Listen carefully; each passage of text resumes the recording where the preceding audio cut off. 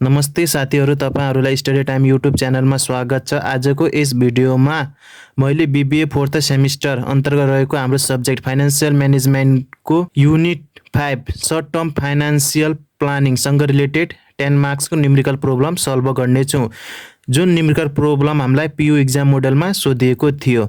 आजको यस भिडियोमा हामीहरु हेर्ने छौं 2016 मा सोधिएको न्युमेरिकल प्रब्लम। अब ढिला नगरिकन हामी यसको क्वेशन तर्फ लागौं। सबभन्दा पहिले हामी क्वेशनमा के भनेको छ, क्वेशनले के भन्न खोजेको छ यो कुरा बुझौं, त्यसपछि हामी यसको सोलुसन तर्फ लाग्ने छौं। Lahan poultry industries is attempting to determine the optimal level of current assets for the upcoming year भनेको छ, जसमा management expert sale to increase to approximately RS 2 million and the firm which wishes to maintain a 60% debt ratio भनेको छ। Lahan poultry industry छ जो के determine गर्न खोजिरहेको छ optimum level of current acid के डिटरमाइन गर्न खोजिरहेको छ, जुन के अपकमिङ इयर आउँदो वर्षको लागि भनेको छ।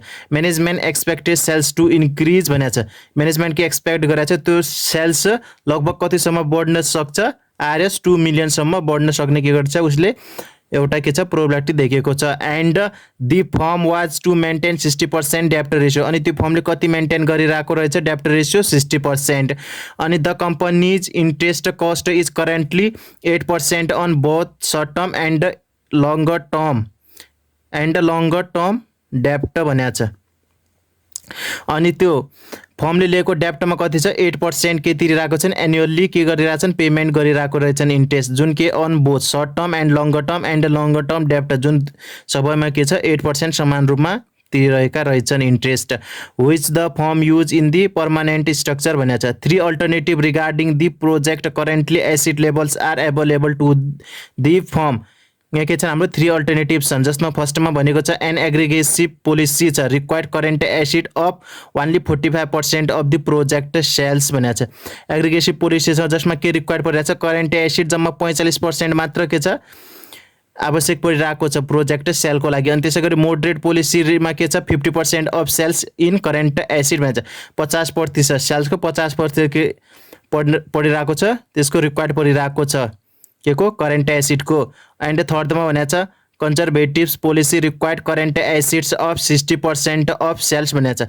अनि हाम्रो के छ कन्जर्भेटिभ पोलिसीमा चाहिँ करेन्ट एसिड हामीलाई कति रिक्वायर्ड परिरहेको छ 60% अफ सेलको 60% के परिरहेको छ करेन्ट एसिड हामीलाई रिक्वायर्ड परिरहेको छ।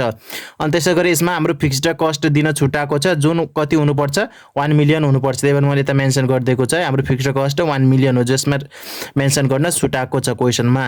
अनि त्यसै गरी फर्दर भनेको छ the firm expects to generate earning before interest and taxes जुन EBIT at a rate of 12% on total sale भनेको छ।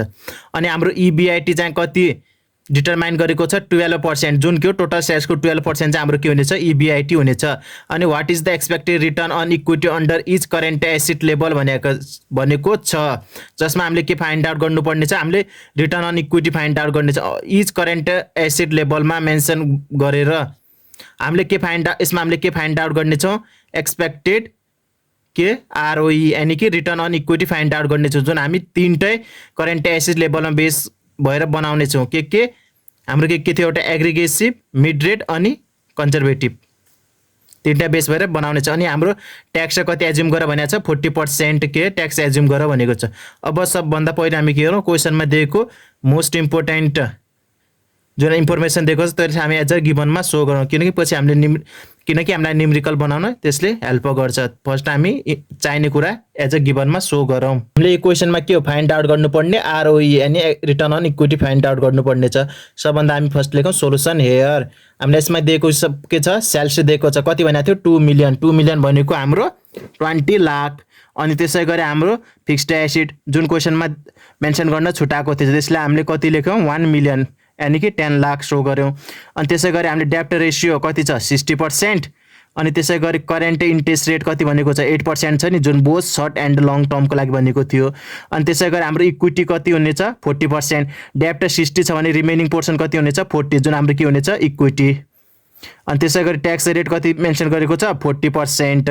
अनि त्यसै गरी हाम्रो EBIT कति भनेको छ 12% अफ टोटल सेल्सको 12% हाम्रो के हुनेछ EBIT हुनेछ। अब हामी के गरौँ यसको क्याल्कुलेसनतर्फ लागौँ जसमा हामीले के फाइन्ड आउट गर्नेछौँ return on equity find out गर्नेछौँ। Calculation of return on equity हामी के हेर्नेछौँ return on equity find out गर्नेछौँ तीनटै लेभलको लागि जसमा हामी फर्स्टमा प्रिपेयर गर्नेछौँ ब्यालेन्स सिट प्रिपेयर गर्नेछौँ। ब्यालेन्स सिट प्रिपेयर गरे हामी यो थ्रु के फाइन्ड आउट गर्नेछौँ डेब्ट फाइन्ड आउट गर्नेछौँ।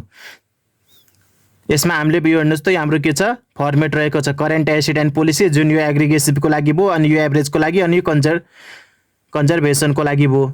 अनि त्यसको सबभन्दा फर्स्ट हामी के सो गरौँ फिक्स्ड एसेट करेन्ट एसेट पोलिसीमा हामीले के सो गर्ने फर्स्ट फिक्स्ड एसेट हाम्रो कति दिएको छ फिक्स्ड एसेट हाम्रो दिएको थियो 1 मिलियन जुन क्वेसन मेन्सन गर्न छुटाएको थियो नि त्यो हामीले एज्युम कति गर्यौँ 1 मिलियन भनेर 1 मिलियन भन्नुको मतलब 10 लाख कति लेखौँ 10 लाख यो हाम्रो तीनटै लेभलको लागि हुनेछ 10 लाख इच 10 लाख अनि यसको लागि पनि कन्जर्भेसनको लागि पनि हाम्रो 10 लाख। अनि त्यसपछि हाम्रो फिक्स्ड एसेट 10 लाख छ भने त्यसपछि हाम्रो करेन्ट एसेट कति छ करेन्ट एसेटको लागि हामीलाई क्वेसनमै भनेको छ नि करेन्ट एसेटको लागि यता हेर्नुहोस् त हाम्रो एग्रिगेसिभ पोलिसीजमा के भनेको छ current asset of 45% projected sale भनेको छ। हाम्रो करेन्ट एसेट के हुनेछ 45% अफ प्रोजेक्टेड सेलको 45% हाम्रो के हुनेछ यसमा हाम्रो करेन्ट एसेट हुनेछ एग्रिगेसिभ पोलिसीमा। त्यसै गरी मोडरेटमा के हुनेछ 50% के हुनेछ हाम्रो सेल्सको के हुनेछ हाम्रो करेन्ट एसेट हुनेछ सेल्सको 50% हामी करेन्ट एसेटमा सो गर्नेछौँ करेन्ट एसेट भनेर सो गर्नेछौँ। त्यसै गरी थर्डमा के छ 60% अफ सेल्स हाम्रो के हुनेछ करेन्ट एसेट हुनेछ।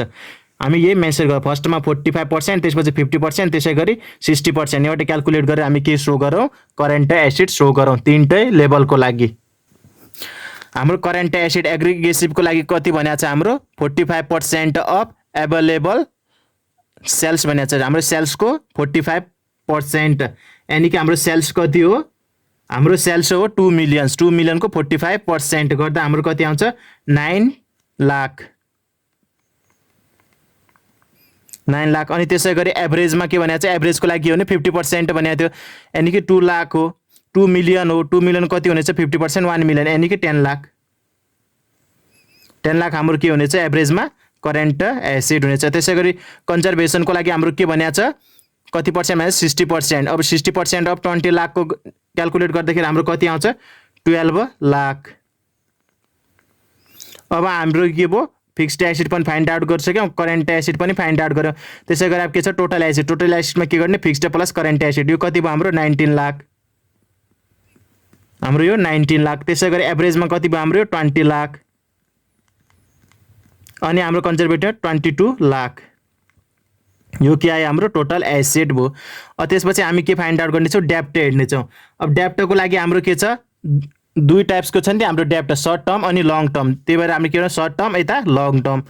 अनि हाम्रो के हुन्छ एग्रिगेसिभमा के हुन्छ अलवेज के हुन्छ सर्ट टर्म के हुन्छ लोन हुन्छ त्यही भएर अब हेर्नुहोस् त हाम्रो लोन कति भनेको छ टोटल एसेटको 40% लोन हुनेछ किनकि हाम्रो डेब्ट रेसियो कति भनेको छ क्वेसनमा हेर्नुहोस् त सरी है डेब्ट रेसियो हाम्रो कति भनेको रहेछ 60% भनेको रहेछ। अब के गर्नेछौँ हामी टोटल एसेटको 60% हाम्रो के हुनेछ डेब्ट हुनेछ जुन हाम्रो सर्ट टर्ममा सो गर्नेछौँ।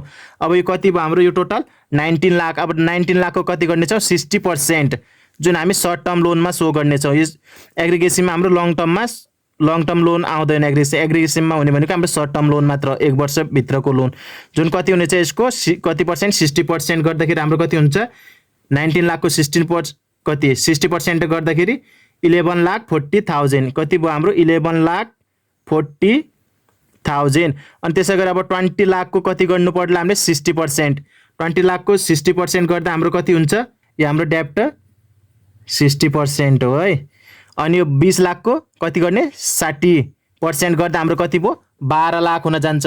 अनि 12 लाख अब यसमा हामीले के गर्ने एभरेज हो नि त हामीले यसमा के गर्ने सर्ट टर्म अनि लङ टर्ममा बराबर के गर्ने डिभाइड गर्नुपर्छ 12 लाख भयो अनि 6 लाख केमा हाल्ने हामीले सर्ट टर्म लोनमा सर्ट टर्म लोन हाम्रो 6 लाख भयो। त्यसै गरी लङ टर्म लोन पनि कति हुन्छ हाम्रो 6 लाख। टोटल हाम्रो लोन कति हो डेब्ट कति आउन जान्छ एभरेजमा 60% अफ 20 लाख गर्दाखेरि कति भयो हाम्रो 12 लाख भयो। अनि त्यो के गर्ने एभरेज हो नि त एभरेज भएर के गर्ने दुईटैमा के गर्नु चाहिँ हामीले इक्वली डिभाइड गर्नुपर्छ सर्ट र लङ 12 लाख डिभाइडेड बाई 2 गर्ने 6 लाख आयो 6 लाख हामीले के गर्यो सर्टमा दियो अनि 6 लाख हामीले लङ टर्ममा के गर्यो लोन दियो। अनि त्यसै गरी कन्जर्भेटिभको यसमा के गर्ने हामीले 22 लाखको 60% क्याल्कुलेट गरौँ, कति आयो हाम्रो 13,20,000, जुन हामीले के गर्नेछौँ सर्ट टर्ममा नगरी लङ टर्म कन्जर्भेसन यसमा छ नि यो लेभलमा हामीले लङ टर्ममा के गर्नेछौँ लङ टर्म डेप्टमा हामीले ब्यालेन्स सो गर्नेछौँ, कति आयो हाम्रो 13,20,000। अब हामीले के गरिसक्यौँ डेप्टलाई हामीले के गरिसक्यौँ सेपरेट गरिसक्यौँ, जुन हामीले एग्रिगेसिभ एभरेज अनि कन्जर्भेसनमा सो गरिसक्यौँ। अब त्यसपछि के फाइन्ड आउट गर्नुपर्छ हामीले इक्विटीको लागि के गर्ने यो टोटल एसेट माइनस यो हामीले डेप्ट घटाउनुपर्छ। 19 लाखबाट अब कति घटाउने हामीले 11,40,000 यो घटाउँदा हाम्रो रिमेनिङ ब्यालेन्स कति रहन्छ 7,60,000। अनि तपाईँहरू यसरी पनि इक्विटी फाइन्ड आउट गर्नुहोस्। यो हाम्रो डेप्ट 60% भयो, रिमेनिङ के हुन्छ 40% हाम्रो इक्विटी हुन्छ। के गर्नु होला यो 19 लाखको 40% क्याल्कुलेट गरेर यता पनि सो गर्न सक्नु, यसरी पनि फाइन्ड आउट गर्न सक्नुहुन्छ।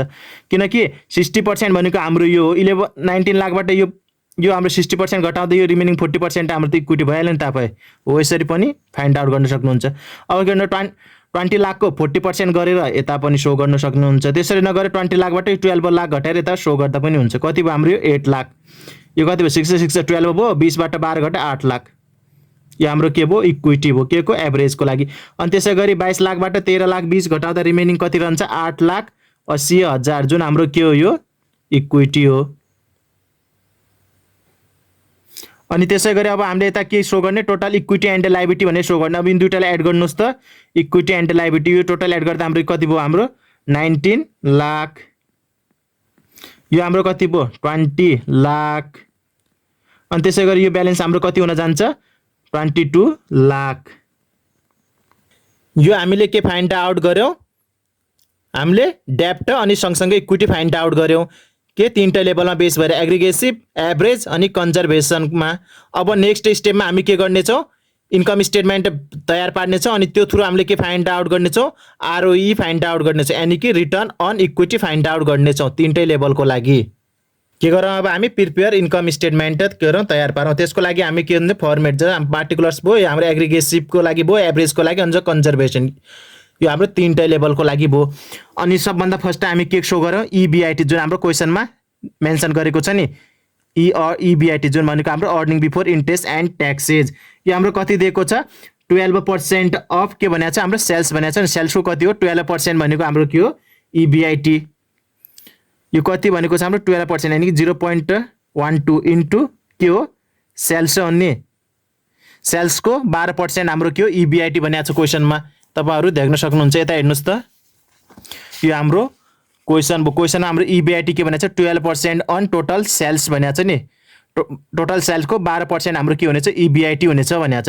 अनि त्यसै गरी हाम्रो सेल्स कति दिएको छ हाम्रो सेल्स भनेको छ कति 2 मिलियन, अनि के गर्नेछौँ 2 मिलियनको 12% फाइन्ड आउट गरेर हामी इबिआइटी तीनटै लेभलमा सो गर्नेछौँ। अब हामी के फाइन्ड आउट गरौँ इबिआइटी फाइन्ड आउट गरौँ 12% अफ सेल्स यानि कि 0.12 इन्टु कति गर्नेछौँ 20 लाख, यो गर्दा हाम्रो कति आउँछ ब्यालेन्स 2,40,000 2,40,000 यो हाम्रो तीनटै लेभलको लागि हुनेछ 2,40,000। अनि इबिआइटी पछि अब हामीले यसबाट के घटाउनु पर्ला लेस इन्ट्रेस्ट घटाउनु पर्छ। अनि इन्ट्रेस्ट हामीलाई कति भनेको छ क्वेसनमा हामीलाई इन्ट्रेस्ट भनेको छ 8% अफ डेप्ट 8% हो जुन हाम्रो केमा अफ डेप्टको हो नि त, हामीले इन्ट्रेस्ट तिर्ने भनेकै केमा हो डेप्टमा हो नि। अब के गर्ने छ डेप्टको 8% हामीले इन्ट्रेस्ट पे गर्नेछौँ। अब हेर्नुहोस् त हामीले यसको ब्यालेन्स सिटमा के फाइन्ड आउट गरेका थियौँ हामीले डेप्ट फाइन्ड आउट गरेका थियौँ भएर अब के हेर्नु एग्रिगेसिभमा हेर्नुहोस् त हाम्रो डेप्ट कति छ यसमा हेर्नुहोस् त हाम्रो एग्रिगेसिभमा यो हाम्रो डेप्ट भयो जसमा हाम्रो सर्ट टर्म र लङ टर्म छैन, सर्ट टर्ममा कति छ 11,40,000 छ हो। अब 11,40,000 को 8% हामी के तिर्ने छ यसको इन्ट्रेस्ट पे गर्नेछौँ केमा हामीले यसको एग्रिगेसिभमा इन्कम स्टेटमेन्टमा।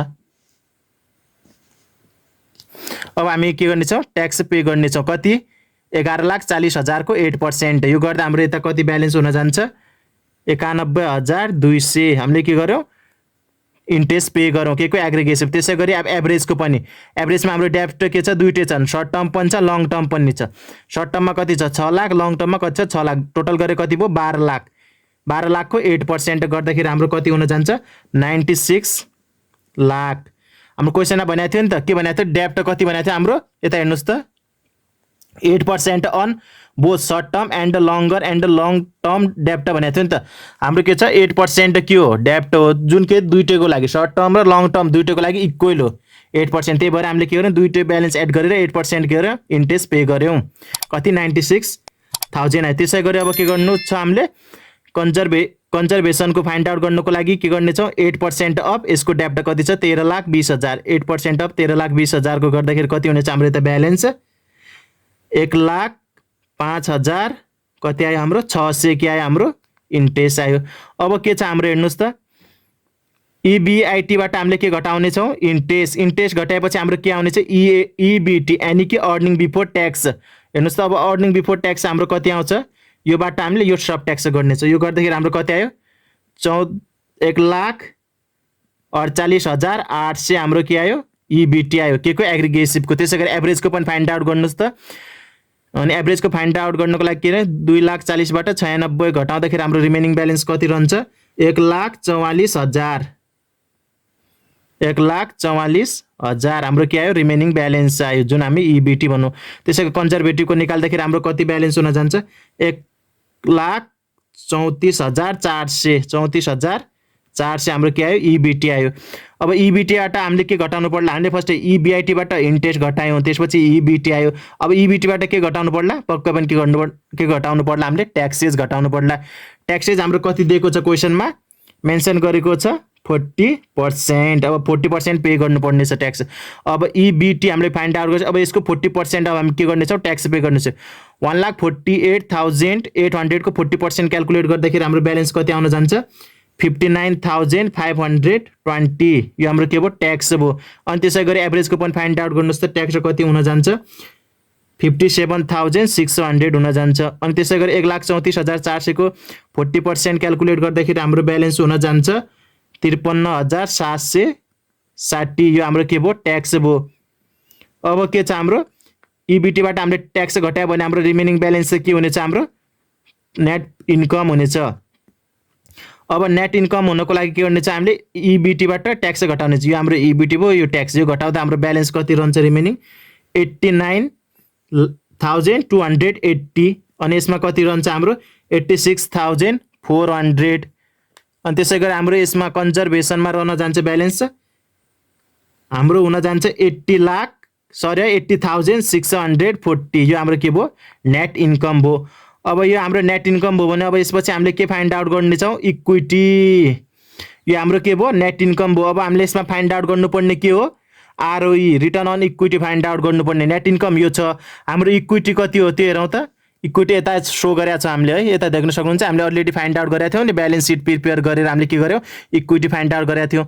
एग्रिगेसिभको कति छ 7,60,000 जुन हामी यता सो गरौँ इक्विटीमा हामी कति सो गरौँ एग्रिगेसिभको 7,60,000। अनि त्यसै गरी हामीले एभरेजको कति फाइन्ड आउट गरेका थियौँ 8 लाख यता सो गरौँ। अनि त्यसै गरी कन्जर्भेटिभको कति थियो 8,80,000। यो हाम्रो के आयो इक्विटी आयो जुन हामीले ब्यालेन्स सिटमा फाइन्ड आउट गरेका थियौँ।